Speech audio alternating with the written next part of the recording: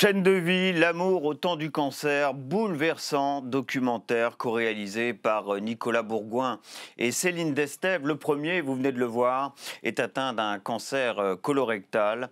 La seconde, sa femme, s'est muée en une aidante attentionnée et tous deux ont donc choisi, face caméra, de dépeindre dans ce film cette épreuve de vérité, ce combat commun pour la vie. L'occasion aussi pour nous maintenant, dans ce débat doc, de nous interroger sur les points marqués par la recherche dans la lutte contre le cancer avec nos invités présents aujourd'hui sur ce plateau de débat doc. Le professeur Norbert Ifra, pour commencer, bienvenue à vous. Bonjour. Vous êtes le président de l'Institut national du cancer qui s'est associé à ce film, un institut créé dans le cadre du premier plan cancer, c'est entre 2003 et 2007, lancé par le président de la République de l'époque, Jacques Chirac, pour coordonner les actions de lutte contre le cancer. Nous en sommes aujourd'hui au 4e plan cancer, lancé par l'actuel chef de l'État. Également avec nous Jean-Louis Touraine. Bienvenue à vous, Jean-Louis Touraine. Vous êtes professeur de médecine, ancien député La République En Marche du Rhône, et vos recherches ont, entre autres, durant votre carrière médicale, concerné le VIH et les déficits immunitaires, ainsi que la relation entre ces déficits immunitaires et le cancer. Et puis enfin avec nous, Sandrine Cabu, bienvenue à vous. Vous êtes ancienne médecin, devenue journaliste santé et médecine aujourd'hui au quotidien Le Monde. Vous avez été médecin jusqu'en 1994 et vous avez choisi un tout autre métier, celui de journaliste. On vient évidemment de voir cette histoire. Nicolas et Céline qui nous racontent à travers ce film la manière dont ils ont vécu l'annonce de ce cancer concernant Nicolas. L'Institut, je l'ai dit, national du cancer est partenaire de ce film. Pourquoi avez-vous choisi de vous associer à ce film et à cette expérience qui nous est décrite évidemment dans ce documentaire? Bien, prioritairement à cause de la dimension sociétale du sujet et de la façon dont il était traité, dont le synopsis nous a été proposé, où il y avait la bonne distance, je dirais. Pas un excès de pathos, pas un excès de technique, pas un excès d'enthousiasme, la bonne distance, l'histoire d'une vie, l'histoire du retentissement et sur la personne malade, et sur son aidante, et sur son entourage, les grands moments de solitude et puis d'espoir. J'ai trouvé que, nous avons trouvé collectivement que c'était quelque chose de vrai, qui était à montrer. Il ne faut pas oublier qu'aujourd'hui, il y a 4 millions de personnes en France qui vivent avec ou après avoir eu un cancer, ce qui veut dire qu'en fait, chacun de nous est touché, soit directement, soit dans son premier cercle, et que ce témoignage, avec toute sa pudeur, son élégance, méritait d'être montré. Voilà pourquoi on a essayé ensemble de le soutenir, au moins matériellement. Et parmi ces 4 millions de personnes que vous venez de citer, il y a effectivement ces couples, où finalement, d'un couple, on passe à un trio avec ce cancer. Qu'est-ce qui vous a frappé, vous, dans ce documentaire, concernant la manière dont avait été perçu ce cancer dans cette famille? Effectivement, il y a une redistribution des rôles familiaux. La femme qui est aidante, ça je crois qu'on s'inscrit dans une démarche, alors c'est très ancien d'être aidant d'un proche malade, mais aujourd'hui, alors que ce soit pour les cancers ou les maladies chroniques, les handicaps, les aidants, je dirais, ont une place dont on voit bien qu'elle est centrale et surtout qu'elle est reconnue, et ça c'est quand même, j'ai envie de dire, enfin. Ce qui leur permet aussi d'être un interlocuteur du corps médical. Enfin, ils sont un peu multicartes aussi, les aidants. Donc ça, c'est une chose que je trouve vraiment très bien rendue dans ce documentaire. Parce qu'on a besoin d'être aidé psychologiquement. Ça vaut pour le malade et ça vaut pour l'aidant. Et je crois qu'il y a tout de même aujourd'hui, de ce point de vue-là, une prise en charge bien supérieure à ce qu'elle était avant. Concernant à la fois le malade, cette prise en charge psychologique, mais aussi l'aidant. C'est évident, parce qu'être aidant, c'est épuisant. on se fait du souci pour l'autre, et puis parfois on oublie de se faire du souci pour soi. Donc heureusement, ça c'est pris en compte, comme vous le dites. Il y a des systèmes de répit. Alors je ne sais pas si c'est le cas pour les cancers, mais dans d'autres cadres, pour que les aidants tiennent le coup. Parce que si l'aidant ne tient pas le coup, le patient diminue ses chances aussi. Et il y a une deuxième chose qui vous a frappé? Tout à fait. C'est que quand même, on voit bien qu'aujourd'hui, beaucoup de patients, alors peut-être pas tous, mais ont une volonté d'être vraiment acteurs de leur maladie. Alors ça peut s'exprimer de plein de façons. Ici, c'est par le récit. On voit bien que, en fait, Nicolas et sa famille, ils ont créé une sorte de communauté. Ils partagent leur expérience. Et puis là, ils délivrent un récit qui est extrêmement riche. Et je trouve que cette participation active, qui peut s'exprimer aussi dans le fait d'appartenir à des associations, de se battre pour avoir accès à plus de traitements, à certains tests. D'échanger aussi sur les réseaux sociaux, ça vaut pour les aidants et les malades d'ailleurs, avec ceux qui traversent cette même épreuve. Exactement, alors je ne sais pas si en soi c'est thérapeutique, mais je pense que ça peut amener beaucoup de choses, et puis aussi ça donne accès à plus d'informations qui peuvent servir à d'autres. On va Jean-Louis Touraine, évoquer les chiffres du cancer en France. Concernant 2023, 433 000 nouveaux cas de cancer, 162 400 décès en 2023. Mais il y a un chiffre qui peut nous interpeller, qui ne figure pas sur ce panneau, c'est qu'entre 1990 et 2023, le nombre de nouveaux cas de cancer a doublé. On va voir combien la recherche, évidemment, a marqué des points pour lutter contre ce cancer. Néanmoins, le fait que le nombre de cancers est doublé entre 1990 et 2023, il faut tout de même l'expliquer, le pourquoi. Alors, il y a des raisons, je crois, démographiques, mais il y a aussi des nouveaux cancers que l'on découvre. Et là, ça commence à poser peut-être de nouveaux problèmes également pour la recherche, la prévention, qu'on va évidemment aborder juste après. Moi, je vois trois grandes causes à cette augmentation de l'incidence des cancers en général. La première, déjà, c'est l'augmentation de longévité. Or, vous le savez, on fait plus de cancers à 80 ans qu'à 20 ans, heureusement. Parce qu'à 20 ans, les cancers sont rares. C'est une bonne chose. Mais plus la population vieillit, et c'est le cas, plus la probabilité de trouver des cancers existe. Mais ça n'explique pas tout. Il y a deux autres causes. L'une, c'est peut-être que le progrès du dépistage fait révéler des cancers qui hier étaient inapparents, notamment chez ceux qui évoluent pas très vite. Ainsi, par exemple, le cancer de la prostate chez l'homme était bien souvent sous-estimé dans sa fréquence. Et quand les Américains au Vietnam ont fait des autopsies des GIs décédés jeunes, ils ont découvert, beaucoup plus que ce qu'on imaginait, de formes très précoces de cancer de la prostate, dont beaucoup n'auraient pas évolué jusqu'à se manifester chez les patients. Autre raison pour expliquer cette progression.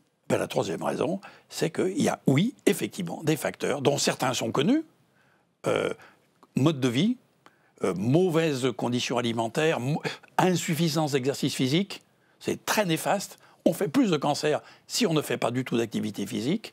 Donc ces conditions-là exposent bien sûr plus les humains d'aujourd'hui que ceux d'il y a un siècle, mais il y a aussi le fait que l'environnement nous apporte des... Et on le sait, autrement dit, on peut parler de cancers environnementaux aujourd'hui. Et puis il y a des pesticides, les endocriniens par exemple. Oui, absolument, absolument.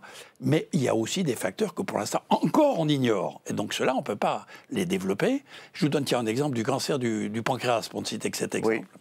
Aujourd'hui, il y en a 2 fois plus chez les hommes et 3 fois plus chez les femmes qu'il y a à peine 30 ans. Pourquoi ça? On n'en a toujours pas trouvé. Donc il y a des recherches qui sont faites, et c'est bien ainsi.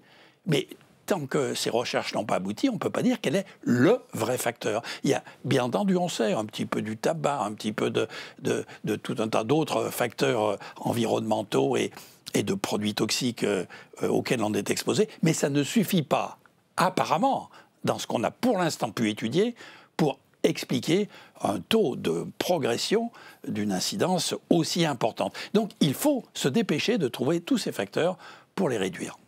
Professeur Iffra, on va commencer par la prévention.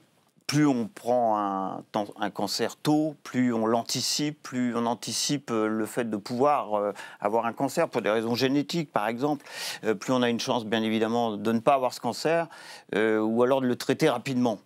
Ça passe par la prévention et ça passe par le dépistage. Avons-nous vraiment réalisé des progrès très marquants, notamment concernant le dépistage des cancers aujourd'hui en France?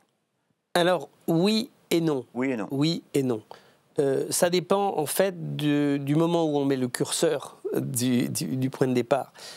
Il y a une prise de conscience progressive et bizarre, un peu à la française, de l'importance du dépistage. Je dis un petit peu à la française, vous savez, la France, c'est le pays de Descartes, mais c'est aussi le pays des pattes de lapin dans les unités stériles. Après qu'on ait passé 2 heures à expliquer aux malades qu'on allait tout nettoyer, tout stériliser, etc., de temps en temps, sous le matelas, et partout en France, on trouve une patte de lapin ou équivalent, qui ne viennent pas des soignants, vous l'imaginez. Donc, on est un petit peu là-dedans. Et il y a des dépistages qui ont été organisés, qui, souvent, font le miel de polémistes. Mais il y a des dépistages qui ont été organisés, et en France et dans le monde. Et puis, il y a des dépistages, je dirais, un peu individuels. Et c'est assez amusant de voir qu'en France, où on parle beaucoup du manque d'adhésion au dépistage organisé du cancer du sein, qui est à peu près descendu à 50%, il faut savoir que 18% de dépistage en plus viennent de dépistage individuel. Alors que, ce qui fait que, quand vous associez les deux, on est pratiquement aux objectifs cibles.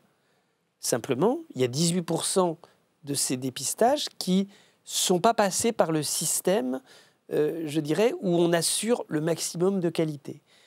Et là, est-ce qu'on est dans un effet ponctuel d'aubaine, et là, j'y vais parce qu'on me l'offre et que j'éprouve le besoin, ou est-ce qu'on est dans une forme de défiance dans ce qui a été organisé? Moi, je ne sais pas répondre.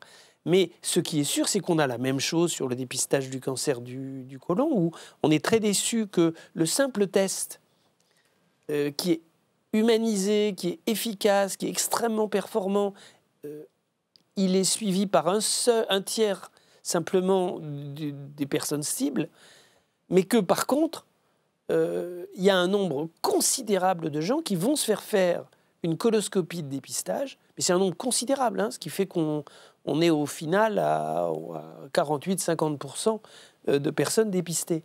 Mais au détriment, je dirais, de l'économie de moyens et de la réduction des risques, parce que la colonoscopie, ce n'est pas un examen totalement dénué de risques techniques, quoi.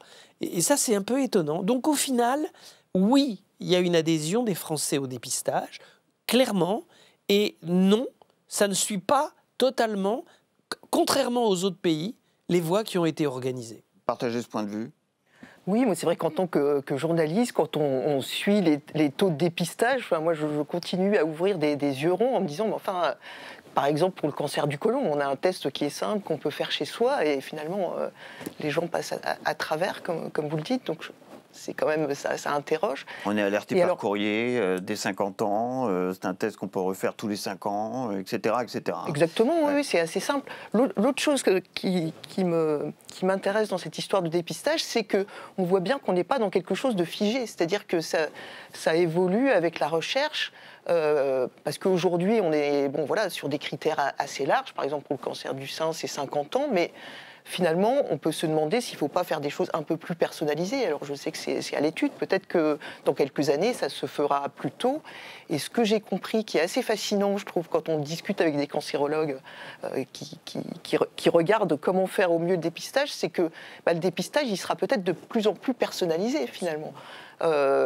Et quelqu'un me disait, en fait, vous voyez, pour les maladies cardiovasculaires, on a le cholestérol qui est un marqueur de risque sur lequel on peut agir pour éviter des infarctus, des AVC, des choses comme ça.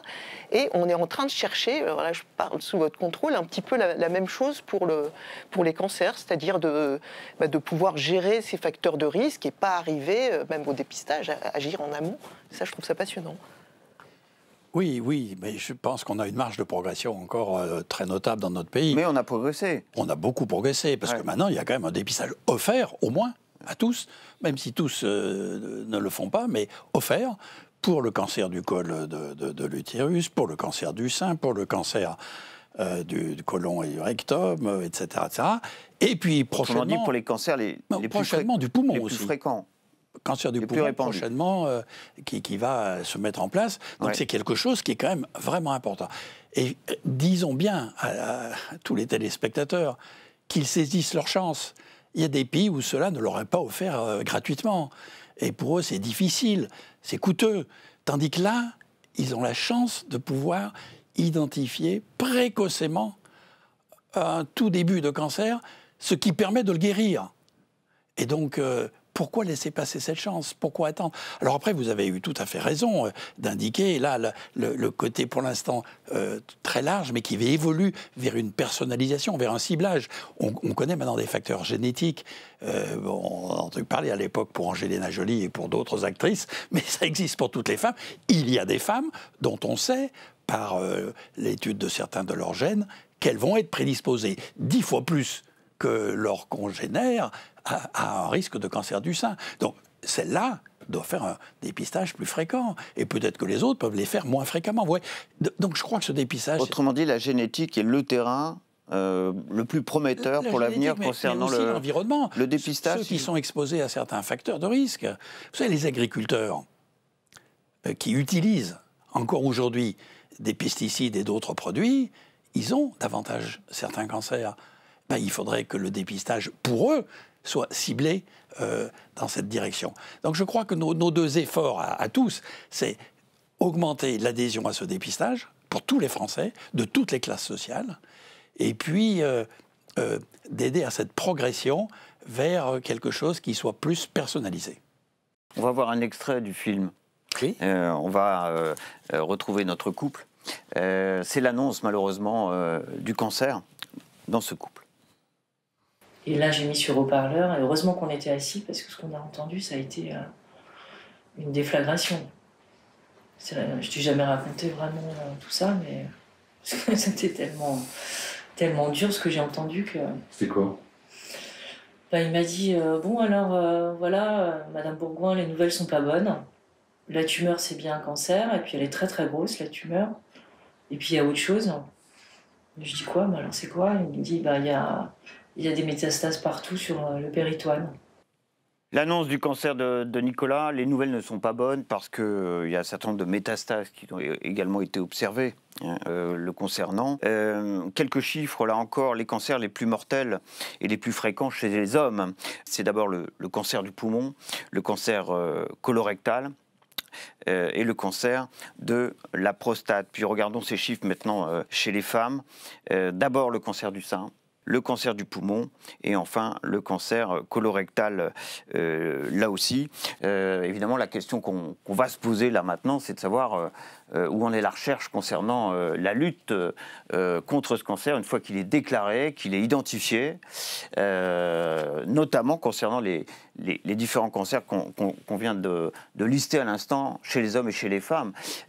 Où est-ce qu'on a le plus progressé aujourd'hui et avec quelle thérapie pour aller à l'essentiel?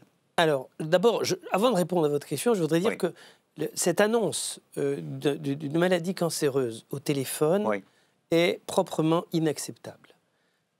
Ça fait maintenant 20 ans que les conditions de l'annonce d'une maladie grave ont été codifiées, organisées, et que la quasi-totalité de la communauté médicale et de la communauté, d'ailleurs des soignants au sens large, est attachée à ce que cette annonce ne soit pas quelque chose de violent et de lointain et de détaché. De toute façon, recevoir une information comme ça est toujours violent et il y a des façons de l'atténuer, de s'assurer de la compréhension de l'information. Et ça passe sûrement pas par un message téléphonique.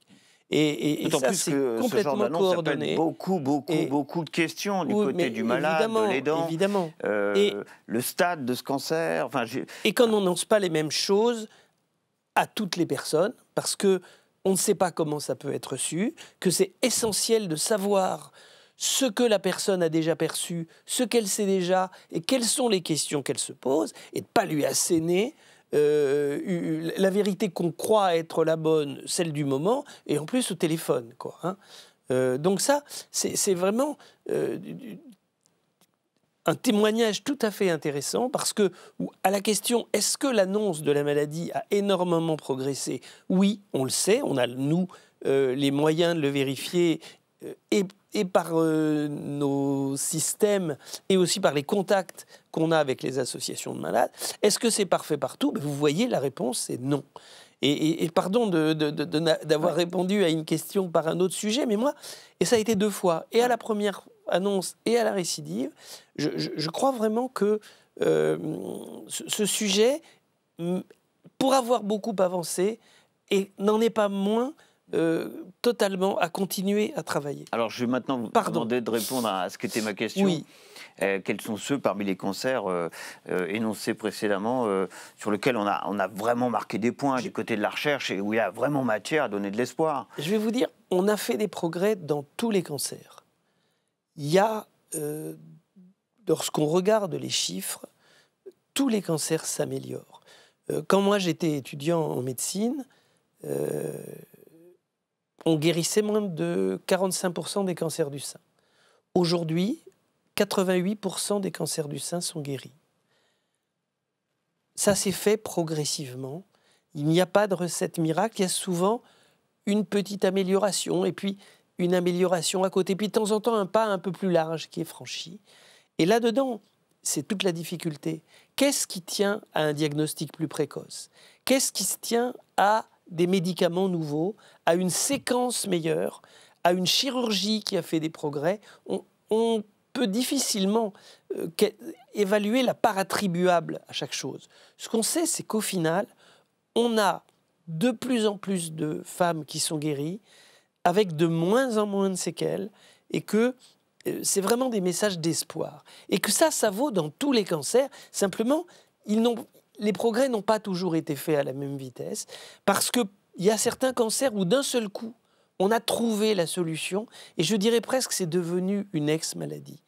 Je parle du sujet que je connais le moins mal, qui est la leucémie aiguë promyélocitaire, qui s'accompagnait de saignements. Pour dire les choses un peu cancer du sang, pardonnez-moi, mais... avec une anomalie très particulière de la coagulation, qui faisait que la moitié des malades mouraient dans les 6 premières heures. Maintenant, cette maladie-là, 99% des malades sont guéris définitivement. Là, on a trouvé la solution. Dans d'autres, on a trouvé des solutions qui permettent d'améliorer progressivement ou soit la durée de la vie, soit le nombre de malades qu'on guérit. Donc c'est une progression constante, mais à des vitesses variables d'une situation sur l'autre. Mais grâce à quelle thérapie essentiellement? Où est-ce qu'on a avancé là en matière de thérapie? Est-ce que c'est un mix de différentes thérapies? Alors la chirurgie, l'immunothérapie, bon, évidemment les chimiothérapies, hein, c'est le cas de notre malade dans ce documentaire. Mais il y a vraiment beaucoup de choses de nature très différentes. Il y a des moyens extrêmement technologiques, par exemple la radiothérapie qui est quelque chose d'ancien. Il y a aujourd'hui des recherches pour faire des radiothérapies beaucoup plus performantes, qui ciblent beaucoup plus, qui épargnent plus les tissus sains, qui sont plus courtes. Donc il y a des choses technologiques comme ça, comme l'immunothérapie. Comme aussi par exemple le suivi, alors je ne sais pas si c'est exactement, si c'est en recherche ou si c'est déjà appliqué, la possibilité de suivre l'évolution d'un cancer par des prises de sang en fait. Donc ça c'est même à la fois c'est un confort pour les patients et en plus ça coûte moins cher, ça permet d'adapter le traitement parce que le traitement ça peut être aussi parfois plus, mais ça peut être aussi parfois moins pour ceux qui n'en ont pas besoin. Donc il y a des recherches extrêmement pointues comme ça, et je trouve que parallèlement, il y a des choses assez simples et qui peuvent aussi augmenter la survie des patients, comme l'activité physique, dont des études ont montré que parfois, je crois que c'est par exemple sur le cancer du sein, ça peut être quasiment aussi efficace qu'une chimiothérapie pour prévenir les récidives. Donc, c'est 20% de chances supplémentaires. Voilà, je trouve que... Il y a une combinaison d'outils qui peuvent permettre de faire des progrès qui est hallucinante. Oui, je crois qu'il faut vraiment comprendre qu'il y a toute une panoplie de traitements aujourd'hui, ce qui n'était pas le cas il y a 50 ans. Hein. Donc c'est vrai, en plus de la chirurgie qui était déjà présente, de la radiothérapie, de la chimiothérapie, déjà les chimiothérapies ne sont plus les mêmes, puisqu'elles sont maintenant ciblées. Au lieu de donner un premier produit au hasard, constater 3 fois sur 4 que ça ne faisait pas beaucoup d'effets, en essayer un deuxième, puis un troisième, d'emblée maintenant, on sait orienter la bonne chimiothérapie pour le bon type de cancer chez le bon malade. Meilleur ciblage, hein, voilà, ça fait 2 fois que ce terme a été utilisé ici. Hein. Donc, mais il y a maintenant aussi, bien sûr, vous l'avez dit, l'immunothérapie, il y a la cellulothérapie, il y a des thérapies géniques à ADN, à ARN, il y a une foultitude de nouvelles possibilités. Est-ce qu'il faut allier ces thérapies pour certains cas, pour un certain nombre de cancers? Bien sûr. Est-ce que c'est ça aussi les terrains de recherche sur lesquels on travaille beaucoup aujourd'hui? Séquentiellement. Donc c'est vrai que ça représente des traitements parfois assez prolongés. Si bien qu'au bout du compte, si aujourd'hui on guérit beaucoup plus que dans le passé du cancer, mais que l'on guérisse ou que malheureusement on décède, dans les 2 cas on vit plus longtemps. Et on vit avec une maladie chronique. Le cancer avant, c'était une maladie grave dont on mourait le plus souvent. Aujourd'hui, c'est devenu une maladie chronique dont on guérit le plus souvent. Malheureusement, parfois on décède. Mais dans les 2 cas, on a une vie additionnelle qui est permise grâce au traitement. Je voudrais rebondir tout de même sur ce qui vient d'être dit par Jean-Louis Touraine. Est-ce qu'on peut traiter un cancer comme on traite une maladie chronique? Alors ça, c'est très souvent entendu par les malades. Rassurez-vous, on va traiter votre cancer comme on traite aujourd'hui une maladie chronique. Vous êtes d'accord à ce que vient de dire Jean-Louis Touraine? Non, pas du tout. Mais je considère, moi... C'est souvent ce qu'on dit à certains patients. Oui, patients. je sais bien. Mais je considère que le cancer n'est pas une maladie chronique. Le cancer est une maladie mortelle, parfois curable, et pour laquelle la recherche essaye de trouver des solutions de guérison et pas de chronicisation. Parfois, c'est un petit peu comme une feuille sur un damier, une case noire qui devient blanche ou inversement. Parfois, on trouve d'un seul coup quelque chose qui change complètement la vie. Parfois, on n'a trouvé que des chemins progressifs, intermédiaires, et là, c'est ce dont veut parler Jean-Louis, et à ce moment-là, on a des éléments qui prolongent, mais qui ne sont pas encore la solution. Alors, c'est mieux, évidemment, pour l'individu, mais ça n'est pas encore la solution, et c'est pour ça qu'on continue à chercher. Et c'est en ce sens que le cancer ne doit pas être vécu comme une maladie chronique. Par contre, on sort jamais comme tel aux patients? Il faut expliquer aux gens des choses qui sont capables de comprendre, et de vivre. Et effectivement, même quand on est guéri, quand la maladie ne reviendra pas, on n'est jamais comme avant. Le concept de guérison est un concept, je dirais, un petit peu publicitaire. On n'est jamais comme avant. Quand on vous dit que vous êtes guéri, vous vous dites « je vais être comme avant », mais ce n'est pas vrai. D'abord, vous avez été confronté à votre propre finitude. Donc vous ne serez plus jamais psychologiquement comme vous avez été dans une insouciance. Ensuite, vous avez payé la toxicité du cancer et la toxicité des traitements du cancer. Et cette toxicité de ces deux-là, elle peut être chronique. Ce qu'il faut bien comprendre aussi, c'est que rémission, lorsqu'on annonce une rémission, ne veut pas dire guérison. Oui, c'est ça. Alors, si les critères n'ont pas changé, on parle de guérison au bout de 5 ans, sans maladie. Et si c'est quelques mois, oui, on est en rémission. Pour rebondir sur vos propos... Nicolas, 2 fois en rémission. Oui, tout à fait. Ouais. J'ai pris des nouvelles au passage de Nicolas, juste avant, évidemment, cette émission. Il est à nouveau dans un cycle de chimiothérapie. Hein, et à nouveau, il est dans le combat, là, avec son épouse. Oui, pour revenir sur ce que disait M. Ifra, qui refuse le terme de maladie chronique, c'est bien, parce que ça veut dire qu'on a envie de guérir, ce qui ne peut pas être possible dans d'autres maladies chroniques, comme le diabète ou choses comme ça. J'ai l'impression qu'il y a un défi qui est en train d'apparaître aujourd'hui, qui est le défi des cancers chez les personnes jeunes, de moins de 50 ans, qui pose quand même aussi beaucoup de questions et qui fait que on peut espérer que, en attendant de trouver de quoi ça vient, les gens vont pouvoir, on espère, guérir d'un premier cancer, mais ils sont appelés à en faire peut-être plusieurs dans leur vie. Et ça, c'est une nouvelle ère également. Oui. Alors, tout à fait. D'abord, c'est une nouvelle ère au sens où, les malades, avant, ils mouraient du premier cancer. Et d'autre part, les traitements ne sont pas sans danger, sans toxicité. C'est une des raisons pour lesquelles il faut faire un diagnostic précoce pour que les malades aient moins besoin de quantité de traitement pour obtenir le même résultat. Je vais ajouter un mot pour donner raison à ce que vient. Et il nous reste 2 minutes. Oui, évidemment, il ne faut pas se résigner au fait que le cancer soit définitivement une maladie chronique. Il faut au contraire continuer à combattre pour essayer d'échapper à cela. Mais c'est vrai pour beaucoup d'autres maladies. Au XXe siècle, on a transformé des maladies mortelles en maladies chroniques. Donc, on ne mourrait plus de ces maladies-là, mais ça durait pendant des années. Et c'est le cas du cancer, où on se fait traiter pendant des années, des dizaines d'années parfois. Et puis, le XXIe siècle doit apporter la guérison. Heureusement, c'est le cas maintenant pour une majorité de cancéreux. Mais il y en a encore, malheureusement, qui, malgré 5, 10 ans parfois de traitements successifs, décèdent.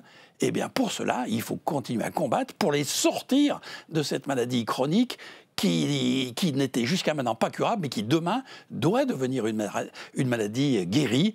C'est l'objectif du XXIe siècle, pour ceci comme pour certaines maladies cardiovasculaires et beaucoup d'autres maladies. Quand on fait des transplantations, c'est aussi un petit peu le cas.